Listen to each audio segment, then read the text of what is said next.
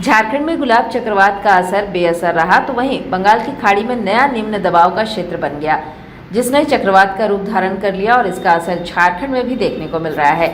इस दौरान जमशेदपुर सहित पूरे राज्य में रुक रुक कर लगातार बारिश हो रही है। इधर बुधवार को भी राज्य के मध्य और दक्षिणी जिले के पूर्वी सिंहभूम, पश्चिमी सिंहभूम और सरायकेला में भी रुक रुक कर लगातार हो रही बारिश से लोग काफी परेशान हैं।